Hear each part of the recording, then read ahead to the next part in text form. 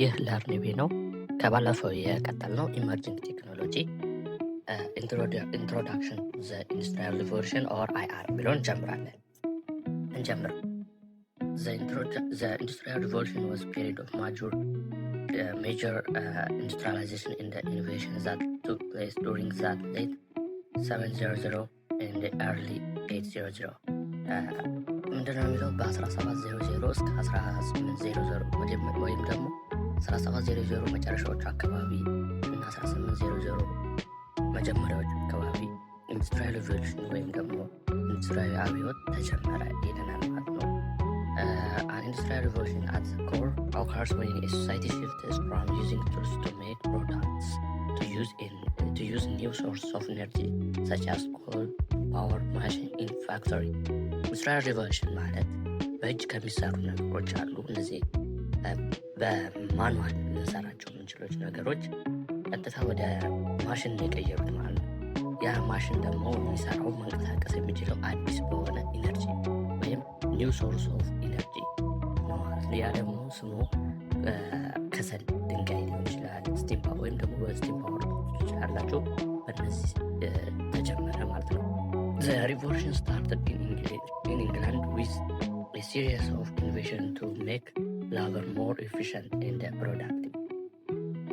በእንግሊዝ ውስጥ የተጀመረው ይህ አብዮት ማለት ነው። የመጀመሪያውም አብዮት እዚሁ ነው የተጀመረው። ምክንያቱም ብዙ ምክንያቶች አሉ። የአንዱ ምክንያት ለመናገር የኮል ፕሮዳክሽን እዛው ስላለ ነው። ወይም ደግሞ ለኃይል ምንጭ የሚያገለግለው የከሰል ድንጋይ እንግሊዝ ውስጥ በብዛት ተከማችቶ ስለሚገኝና እንዲሁም ደግሞ ማህበረሰቡ ለስራ ተነሳሽነት ያለው እና ከፍተኛ የሆነ የላቦር ፎርስ በመኖሩ ፋብሪካዎች እንዲቋቋሙ ስለረዳ እንግሊዝ ውስጥ ለመጀመሪያ ጊዜ ኢንዱስትሪያል ሪቮሉሽን እንዲነሳ ረድቷል ማለት ነው። ኢንዱስትሪያል ሪቮሉሽን was the time when the manufacturing of goods moved from small shop and homes to large factory. ትንንሽ ሱቆች እንደምላቸው ትንንሽ አምራች ከነበሩት ወደ ትልልቅ ፋብሪካዎች ተለውጠዋል። በዚህ በኢንዱስትሪያል ሪቮሉሽን This shift brought about changes in culture as people moved from rural areas to big cities in order to work. አንዳንድ ከተሞች ላይ ደግሞ እንደምታዩት ከገጠር ወደ ከተማ ህዝቡ መፍለስ ጀምሯል። ምክንያቱም የተሻለ ህይወት ለማግኘት የተሻለ ስራ ለማግኘት እና የተሻለ ደሞዝ ለማግኘት እዚህ ከተማ ላይ መጉረፍ ጀመሩ ማለት ነው። በዚህም ካልቸራቸውን ትተው ባህላቸውን ትተው እንዲሁም ደግሞ ባህላቸውን ቀይረው መምጣት ጀመሩ ማለት ነው። The most important invention of the industrial revolution ሶስት ወሳኝ ነገሮች አሉ። ትራንስፖርቴሽን፣ ኮሚኒኬሽን እና ኢንዱስትሪ። ትራንስፖርቴሽን ላይ the steam engine, the railroad, the diesel engine and the airplane። እነዚህ ትራንስፖርት ላይ ኢኖቬሽን የተፈጠሩ ወይም ደግሞ የተፈለሰፉ ናቸው። ስቲም ኢንጂን ብለን የምንጠራቸው አሉ። እነዚህ ለዌቪንግ ማሽን ወይም ደግሞ ይሄ ለልብስ ስራዎች እና ለሌሎች ነገሮች ስቲም ኢንጂን ያገለግላል። ሬልሮድ ይሄ ኖርማል መንገድ አስፋልት መንገዶች ሊሆን ይችላሉ። ወይም ደግሞ የባቡር መንገድ ሬልሮድ ማለት የባቡር መንገድ ነው። ኖርማል መንገዶችን መሰራት ተጨምሯል። ዲዝል ኢንጂን መኪናዎች፣ አውሮፕላኖች ትራንስፖርቴሽን ላይ ኢንቬሽን ተደርጓል በዚህ ኢንዱስትሪያል ሪቮሉሽን። ኮሚኒኬሽን ላይ ደግሞ ዘ ቴሌግራፍ ኤንድ ዘ ትራንስአትላንቲክ ኬብል፣ ዘ ፎኖግራፍ ኤንድ ዘ ቴሌፎን ተፈልስፏል። ቴሌግራፍ ያው በስልክ በገመድ አርገን የምንነጋገርበት ሜትር ነው እና ይሄ የተፈለሰፈበት ሩቅ ከሩቅ ያሉት ሰዎችን ለማገናኘት ኮሚኒኬት ለማድረግ የታሰበ ነው። አዲስ ዘመናዊ ነው። ሌላ ደግሞ ትራንስአትላንቲክ ኬብል እንለዋለን። እነዚህ አሁን ዳታ ዌብ ብለን እንጠራቸዋለን። እነሱ ትራንስፈር ሊሆኑ የሚችሉት በእነዛ ኬብሎች ናቸው። አንዳንድ ሀገራት ሲዝቱ ከሰማችሁ ይህንን ኬብል እንቆርጠዋለን ምናምን ይላሉ። ይህ ወሳኝ የሆነ ቦታ ስለሆነ ትራንስአትላንቲክ ኬብል በጣም ረጅምና እንዲሁም ደግሞ ዳታዎችን ትራንስፈር ለማድረግ ይጠቅማል ማለት ነው።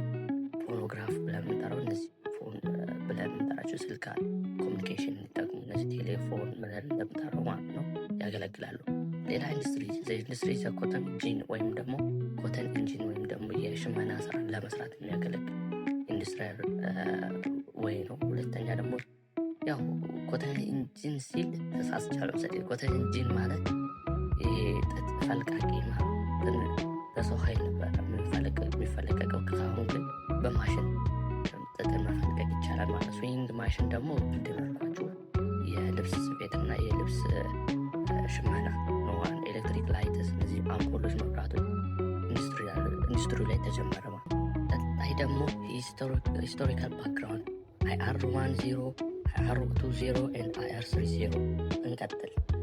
The Industrial Revolution began in Great Britain in late 17th century before spreading to the rest of the Europe. ወደ አውሮፓ በሙሉ ከመሰራጨቱ በፊት የኢንዱስትሪ አብዮት ከመሰራጨቱና ከመስፋፋቱ በፊት በታላቂቷ ብሪቴን ነበረ የተጀመረው ማለት ነው። ወደ 1770 መጨረሻዎቹ አካባቢ ነው የተጀመረው ይባላል።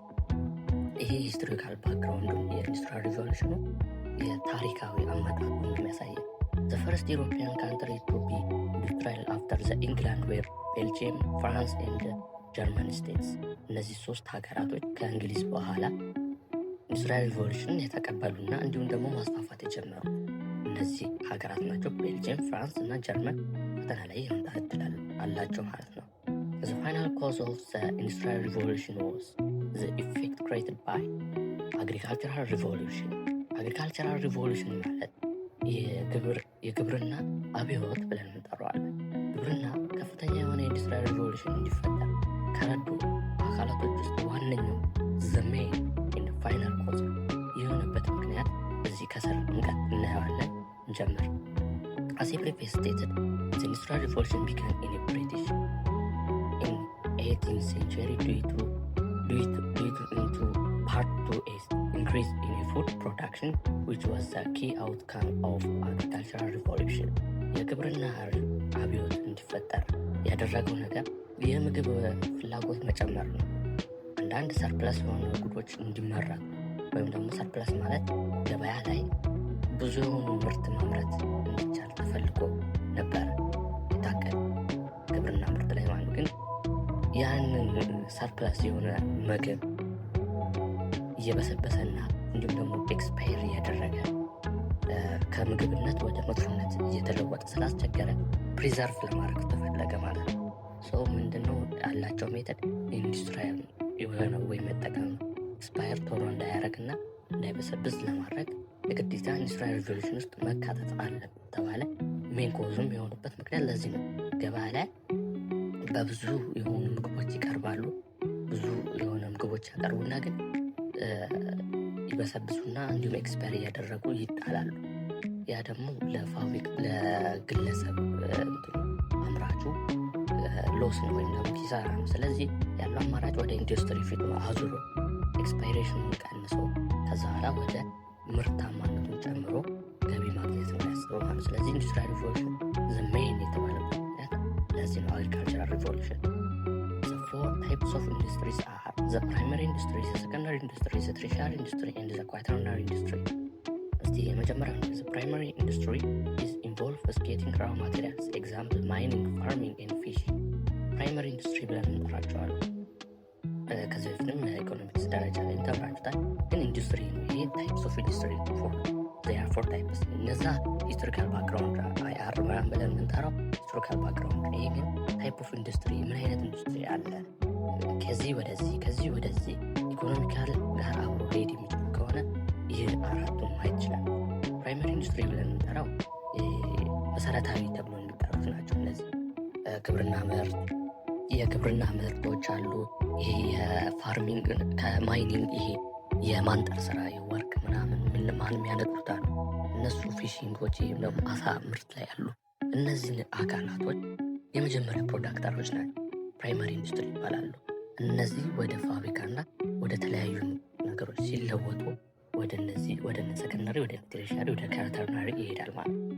ሰከንድ ኢንዱስትሪ ኢዝ ኢንቮልቭስ ማኑፋክቸሪንግ ኤግዛምፕል ሜኪንግ ዘ ካርስ ኤንድ ስቲል። ሰከንዳሪ ኢንዱስትሪ ብለን እነዚህ መኪና ምርት፣ የብረታ ብረት ስራዎች አሉ። እነዚህ ከፕራይመሪ ኢንዱስትሪ ተቀብለው ያንን ምርት በማኑፋክቸሪንግ ሲስተም ወይም ደግሞ በምርታማነት መንገድ በኢንዱስትሪያል ዌይ ወይም ደግሞ ፋክተሪ ፋብሪካዎች ተጠቅመው አስተካክለው ቅርጽ አውጥተው ለህብረተሰቡ ማቅረብ። ከዛ በኋላ ወደ ቴሪሻሪ ኢንዱስትሪ እንሄዳለን። ቴሪሻሪ ኢንዱስትሪ ፕሮቫይድ ሰርቪስ ኤግዛምፕል ቲቺንግ ኤንድ ነርሲንግ። እነዚህ ደግሞ ፕሮቫይድ ሰርቪስ፣ እነዚህ አገልግሎት ማቅረብ አገልግሎት መስጠት ነው እንጂ ጉድስ ምናምን አይደለም። እነዚህ ሸቀጥ ምናምን መሸጥ ምናምን ሳይሆን እነዚህ አገልግሎት መስጠት አለ፣ ማስተማር አለ፣ ነርሲንግ አገልግሎት መስጠት ነው። ሌሎችም አሉ። እነዚህ ምን ይባላሉ? ቴሪሻሪ ኢንዱስትሪ። ዘላስት ዋን ኢንዱስትሪ ኢዝ ኳተርናሪ ኢንዱስትሪ ኢንቮልቭስ ሪሰርች ኤንድ ዲቨሎፕመንት ኦፍ ኢንዱስትሪ ኤግዛምፕል አይቲ። አሁን እንደዚህ ዳታ ሲስተም ብለን እንጠራዋለን። ፎረስ ኢንዱስትሪ ብለን ወይም ኳተርናሪ ኢንዱስትሪ ብለን እንጠራው። አሁን በዳታ መተዳደር የሚጀምሩ ሀገራት አሉ እና በአይቲ ሲስተም በኢንተርኮኔክሽን ሲስተም ሜተድ የሚተዳደሩ ኢንዱስትሪዎች አሉ። እነሱ አሁን ፎርዝ እና ፊፍዝ ጄኔሬሽን ላይ ልናገኛቸው የምንችለው። ሌላ ደግሞ ኢንዱስትሪያል ሪቮሉሽን። እነዚህ ደግሞ ሪቮሉሽኖቹ በአይአር ስንመደብ ማለት ነው። ኢንዱስትሪያል ሪቮሉሽን IR 1.0 The Industry Revolution IR is described transition to new manufacturing processes. IR was the first coined in 17th century. During the time where this revolution began, the transition in the first IR included going from hand production method to the machine, the increased use of steam power. You can see on the figure. That figure is steam engine. The development of machine tools and the rise of factory system. ይሄ ደግሞ ከማኑዋል ቴክኖሎጂ ወይም ደግሞ ይሄ ከማኑዋል ስራ ወይም ከእጅ ስራ ወደ ማሽን ስራ የተለወጠበት ነው። ትራንስፖርቴሽን ላይ ለምሳሌ ፈረስ ምናምን ነበር በድሮ ጊዜ። አሁን ወደዛ ወደ IR 1 ሲለወጥ ግን ወደ ሬል ወይም ደግሞ ወደ ባቡር መንገድ በስቲም ኢንጂን ወይም ደግሞ በከሰል ድንጋይ በማሞቅ እንፋሎቱ ወደ ኢነርጂ በመቀየር እንፋሎቱ ኃይል በመፍጠር ባቡር ተሰርቷል ማለት ነው፣ ምስሉ ላይ እንደምታዩት ማለት ነው። ስለዚህ ይህ ትራንዚሽን ምን ይባላል? IR 1.0 ይባላል። ኢንዱስትሪያል ሪቮሉሽን IR 2.0። የመጀመሪያው IR 1.0 በእንግሊዝ ነው አብዛኛው ነገር የተጀመረው ማለት ነው፣ ስታርታፕ የተደረገው ማለት ነው። Industrial Revolution IR 2.0 is the second IR, also known as technological revolution, began somewhere in 1870s centuries. With the advancement of IR 2.0 included the development of methods for manufacturing interchangeable parts and widespread adoption of pre-existing technological systems such as telegraph and railroad networks. This adoption allowed the vast movement of people and ideas, enhancing communication. Moreover, new technological systems were introduced such as electrical power. You can see on the picture, it is electrical transmission line and the telephones. ምን ለማፈልገው ነው? አሁን የኢንዱስትሪያል ሪቮሉሽን 2.0 በአሜሪካ ነው አብዛኛው ነገሮች መከናወን የጀመሩት። ይሄ ኢንዱስትሪያል ሪቮሉሽን 2.0 በሌላ ስሙ ቴክኖሎጂካል ሪቮሉሽን ይባላል። ፈተናዎች ላይ በብዛት ይመጣሉ። ግን አሁን ይሄ ወደ ኤሌክትሪካል ሲስተም፣ አሁን ከዚህ በፊት ስቲም ኢንጂን በእንፋሎት ኃይል ምናምን ነበር የምንጠቀመው። ያን ማኑፋክቸር ሲስተም አድቫንስ በማድረግ ወይም ደግሞ በማሻሻል ኮሚኒኬሽን እና የተለያዩ ሬልዌይ መንገዶችን በመጠቀም ኔትወርኪንግ ሲስተም በመጠቀም አዲስ የሆነ ደግሞ ሪቮሉሽን ተፈጠረ። IR 2.0 ይባላል። ይህ አሜሪካን ውስጥ በብዛት የተንሰራፋበትና በአሜሪካን ተፈላሳፊዎች የተጀመረበት ነው ማለት ነው። ኤሌክትሪካል ፓወር ብለን የምንጠራውን ለምሳሌ ኤሌክትሪክ ተፈለሰፈ። ያ ኤሌክትሪክ ወደ ተለያዩ ኤነርጂዎች መለወጥ ተጀመሩ። ራዲዮቲክ፣ ቴሌግራፊክ የተለያዩ መንገዶች መለወጥ ጀምሮ IR 2.0 ወይም ቴክኖሎጂካል ሪቮሉሽን እንለዋለን። ከዛ ኋላ ኢንዱስትሪያል ሪቮሉሽን IR 3.0 Then it comes a third industrial revolution, IR 3.0. IR 3.0 is introduced the transfer from the mechanical and analog electric technology to digital electronics. You can see in figure, right? You can see in this figure. Which begins from the late 15th century due to the shift towards the digital. IR 3.0 give to nickname is digital revolution። በሌላ ስሙ ዲጂታል ሪቮሉሽን ይባላል። እነዚህ አናሎጂካል እና መካኒካል የሆኑ ነገሮችን በመለወጥ ቀጥታ ወደ ዲጂታል ኤሌክትሮኒክስ ኢንተርኮኔክሽን ሲስተም IoT ምናምን የተጀመረበት ኢንተርኔት ኦፍ ቲንግስ ተብሎ የሚጠራው ያሉ ነገሮችን ራሳችን ኮንትሮል በማድረግ እንዲንቀሳቀሱ በማድረግ በራሳቸው ሙቭ አድርገው እንዲያስተካክሉና ነገሮችን ወደ ትክክለኛ ቦታ እንዲያመጡ ማድረግ ነው። አሁን መካኒካል ተብሎ የሚጠራው ራሳችን ሄደን የሰው ልጅ ሄዶ ያስተካክለው በአናሎግ ሲስተም የሚያስተካክልበት መንገድ ነው። ግን አሁን እነዚህ ማሽኖች ምናምኖች ክሬት ከተደረጉ በኋላ በተን ብቻ መንካት የሚጠበቅበት እነዚያ ብለን በተን በምናካበት ጊዜ ዲጂታል የሆነ ኤሌክትሮኒክስ ተጠቅመው ያስተካክሉናል ማለት ነው። ለምሳሌ እንደ ብሉቱዝ ምናምን ወሰድ ይችላላችሁ። ብሉቱዝ ዳይሬክት ራሱን ኮኔክት የሚሆንልን ከዛ በኋላ ራሳችን ባዘዝነው መንገድ ዲጂታል በሆነ ወይ ብሉቱዝ ላይ የተለያዩ ዘፈኖችን በመልቀቅ ዘፈን እንድናዳመጥ ይረዳናል ማለት የፈለግነውን ማለት ያንን ኢንስትራክሽን እንሰጠው። ግን ነገሩ የሚከናወነው በዲጂታል ወይ ነው። ይሄ ቀላል የሆነ ሲስተም ነው። ኢንተርኔት ኦፍ ቲንግስ ጋር በደንብ ኮኦፕሬት ያደረግንበት ነው። በሌላ ስሙ ዲጂታል ሪቮሉሽን ይባላል። The core of this revolution is the mass production and widespread use of digital logic circuits and its derived technologies as well as its computer in the handphones and the internet. እነዚህ ሰርኪቶች የተጀመሩበት ቦርዶች ምናምን የተጀመሩበት ነው። እነዚህ ደግሞ ሞር ኮንትሮል እንድናደርጋቸው ነገሮችን በቀላሉ እንሰራ ሎጂካል የሆነ ወይ እንድንሰራ አድርጓል ማለት ነው። This technological innovation have arguable transmission, traditional production and business techniques enable to people to communicate with another without need of being physical present. የሰው ልጅ በአንድ ቦታ ላይ ግዴታ ሄዶ ተገኝቶ መስራት ሳይጠበቅበት በርቀት መከወን እንዲችል አድርጓል ማለት ነው። አሁን ለምሳሌ ሪሞት ወስዱ። ሪሞት እኛ ሄደን ወደዚህ አድርገን ቀይረን ምናምን ቻናሉን ቀይረን በዲኮደሩ ምናምን ከምናደርግ ሪሞት ላይ በርቀት ሆነን ኮንትሮል ማድረግ እንችላለን ማለት ነው። ይሄ ሲስተም ኢንዱስትሪያል ሪቮሉሽን 3.0 ወይም ዲጂታል ሪቮሉሽን እንለዋለን። ሌላ ሰርቴን ፕራክቲስ that were enabled during IR 3.0 is still being practiced until this current day. For example, the profilation of the digital computers and digital records. እነዚህ ሪካርደሮች ዲጂታል የሆኑ ኮምፒውተሮች እነዚህ ተፈልስፏል በሰርኪዩት አማካኝነት ማለት ነው። ቀላል ፓርት ነው። The fourth industrial revolution ወይም IR 4.0 now with the advancement in various technological such as robotics, Internet of Things, can see in the right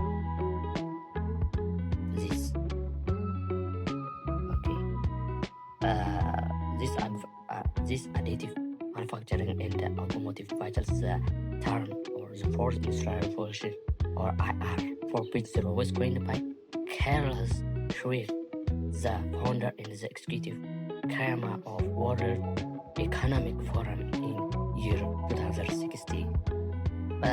ይህ የተጀመረው በአራተኛው የሆነ ኢንዱስትሪያል ሪቮሉሽን ሞርሊ እንዲጠና እንዲሰራ ያደረገው ካርለስ ሽዌብ ይባላል። ይህ ሰውዬ በ2016 ኢኮኖሚክ ፎረም በማዘጋጀት አዳዲስ ኢኖቬሽን እነዚህ ድሮን ቴክኖሎጂ ብለን እንጠራቸዋሉ፣ ሮቦቲክ ቴክኖሎጂ ብለን እንጠራቸዋሉ። በጣም አስገራሚ በተለይ ደግሞ ኢንተርኔት ኦፍ ቲንግ ከሰርድ ወይም ደግሞ ከሰርድ ኢንዱስትሪያል ሪቮሉሽን ተሽሎ እንዲሁም ደግሞ ይበልጥ ተስተካክሎ ነገሮች አሁን ለምሳሌ ሳተላይቲክ ብለን እንጠራዋለን። በሳተላይት የሚሰሩ በሳተላይት ኢንተርኔት ልናገኝ እንችላለን፣ ዋይፋይ። እነዚህ ነገሮች ክሬት ሆኗል።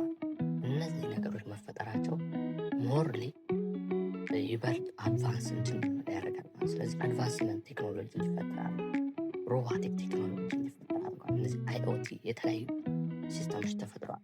ቴክኖሎጂስ ሜትድስ እነዚህ ቴክኖሎጂስ ሜንሽንስ አባብ ዘ ሆል ኮልድ ሳይበር ፊዚካል ሲስተም ይባላል። ሳይበር ፊዚካል ሲስተም ይባላሉ። በጠቅላላው እነዚህ ሮቦቲክ፣ ኢንተርኔት ኦፍ ቲንግስ፣ ሌሎች ነገሮች የጠቀስኩላቸው ነገሮች ሳይበር ፊዚካል ሲስተም ይባላል። ሳይበር ፊዚካል ሲስተም is mechanisms are controlled by or monitored by the computer-based algorithms tightly integrated with internet and its users. ምንድነው AI በብዛት ይተገበርበታል ለማለት ተፈልጎ የሰው ልጅ እዚህ ጋር ጣልቃ የመግባት እድሉ እየቀነሰ ይሄዳል። ኢንተለጀንት መሆን የሚችለው ሮቦቲክሶቹ እና የተለያዩ የኤአይ ቱሎች ናቸው። አንድ ላይ ኮኦርዲኔት በመሆን ከሰው ልጅ ጣልቃ ሳይገባ ኢንተርፈረንስ ሳይኖረው በራሳቸው እያዘዙ በራሳቸው ኢንስትራክሽን በራሳቸው ነገሮችን ማከናወን መቻል ሲችሉ IR4.0 ይባላል። ግን እዚህ ጋር የሰው ልጅ ሙሉ ለሙሉ የለም ማለት ሳይሆን ትንሽ ኢንተርፈረንስ ቢኖረው ነው ማለት ነው። ለምሳሌ ኤኒባዲ ኮኔክት ዲስ ዲቫይስ ወይም ABCD ይባላል። የሆነ እዚህ ጋር እያንዳንዱ ሰው መጥቶ ኮኔክት ሊያደርግ የሚችልበት ነው። እነዚህ ሮቦቲክሶች ላይ ድሮን ቴክኖሎጂ፣ ሳይንቲፊክ ቴክኖሎጂ፣ ክላውድ ኮምፒውቲንግ ብዙ ቴክኖሎጂዎች አሉ። እነዚህ ቴክኖሎጂ ላይ የፈለገው ነገር ኮኔክት ልናደርግ እንችላለን። ኮኔክት የምናደርገው በሰርቨር አማካኝነት ነው። ሳይበር ፊዚካል ሲስተም ብለን የምንጠራው ሰርቨራችን ሴፍ በሆነ መንገድ እና ደግሞ ሴኩሪቲ በተሞላበት ነው እና ሴኩሪቲውን ጠብቀን ራሱን ሰርቨር በሆነ ፎርም ያዘጋጅልና ይሄም ምን ይባላል ሴኩሪቲ ሲስተም ይወስዳል።